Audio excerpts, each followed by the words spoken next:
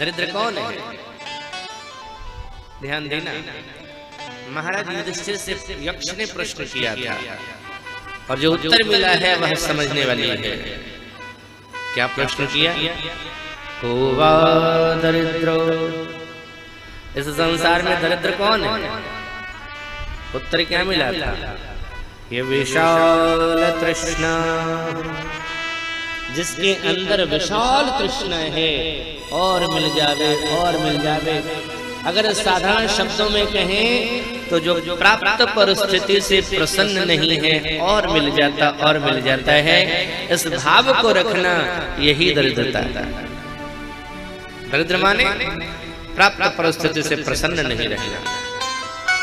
इसलिए मैंने पहले भी निवेदन किया है साहब, ठाकुर जी की कृपा से ठाकुर जी जो दे देंगे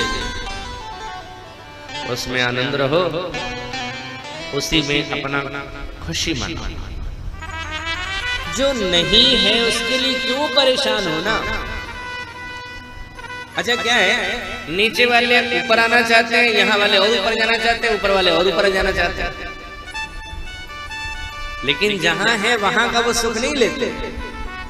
हमारी स्थिति क्या हो गई साहब, रात में हमने बिस्तर बिछाना शुरू किया है, बिस्तर बिछा भी लिया है, लेकिन बिस्तर को देखा नहीं अच्छा नहीं है, थोड़ा बढ़िया से बिस्तर बिछाऊंगा। फिर दूसरा गद्दा लाया, फिर बेडशीट बिछाई, फिर देखा अच्छा लेकिन उतना अच्छा नहीं, फिर तीसरा लाया। बस बिस्तर बदलते रहे, बिस्तर बदलते रहे, लेकिन जब लगा कि अब सचमुच में सोना है, तब तक सोने का समय चला गया। हम सो भी नहीं पाते। जिस शयन के लिए, जिस नींद के लिए हमने सारी व्यवस्था बनाई थी, अब उसको लेने के लायक हम नहीं रहे, या समय नहीं रहा।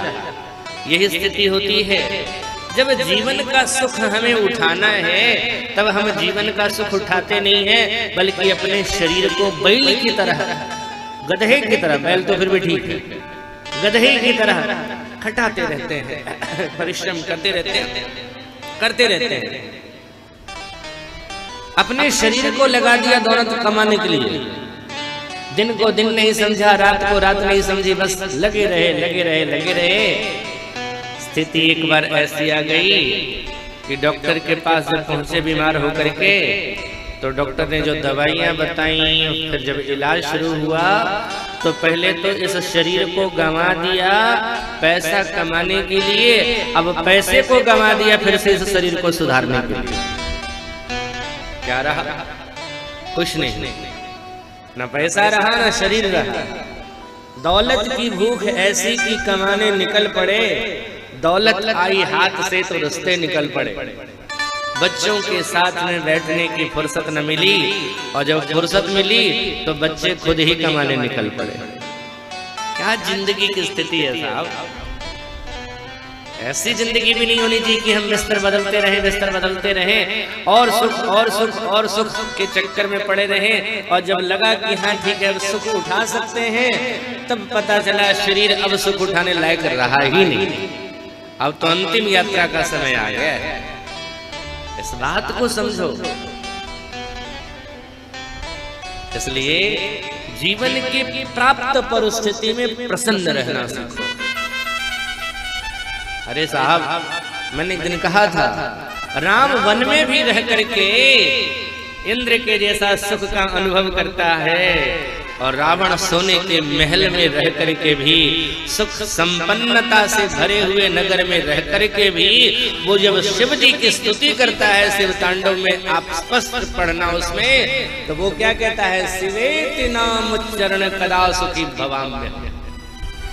मैं कब सुखी होऊंगा? अब बताओ।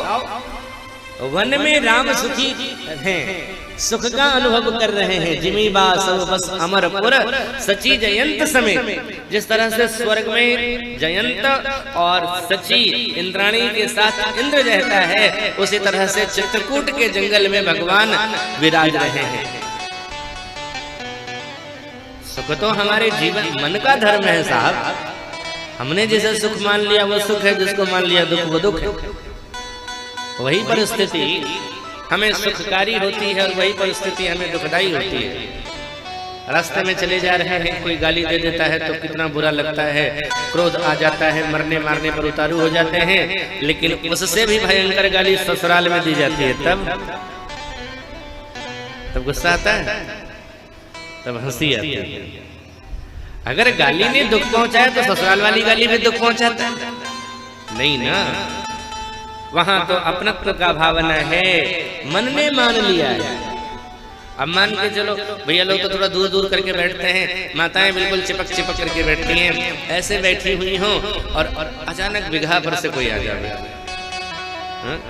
जिसके हाथों में जूती चप्पल हाथ में उठा करके आवे, एकदम मैले कुचले कपड़े पहन करके, बाल बिखराए हुए, नाक से नाला बहाती हुई आ जावे और देखे कि इधर पर जगह कुछ खाली है और आपके बगल में बैठना चाहे तो तुरंत इज्जत नहीं जगह होने दो।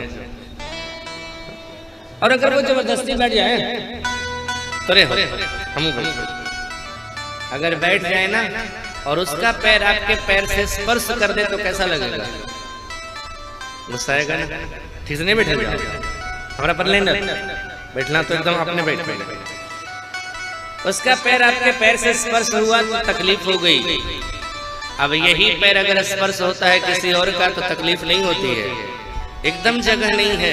अब अपन कोई सहेली आ जाए, उसने नहीं देखा आपको लेकिन आपने देख लिया उसको, सुहाग उठाकर शांति नहीं आ गया, बगल वाली को थोड़ा सा खिसकीने बोले जाहिर बस जबरदस्ती बिठा दिया, नहीं जगह है फिर भी बैठ गई, उसका पैर आपके पैर पर चढ़ा हुआ है, तकलीफ हो रही है? नहीं तकलीफ होती ना। फिर तो वहां चर्चा होती है, आओ सुनाओ कहिया एला आज एली, हाँ हाँ बुतरुवन कैसन हो, आऊ कैसन हो। आए थे कथा सुनने के लिए ना, लेकिन अपनी कथा निकल गई, फिर कथा नहीं चली, अपनी कथा निकल गई। परिस्थिति वही है साहब, तो हमने मान लिया कि ये परिस्थिति दुखदाई है, हमें दुख का अनुभव होता है और अपनी सहेली आ जाती है, वही परिस्थिति है, हमने मान लिया कि ये परिस्थिति सुखदाई। इसलिए परिस्थितियां चाहे जैसी भी हो, अनुकूल हो या प्रतिकूल हो, प्रसन्न रहना। सुदामा जी महाराज यही करते थे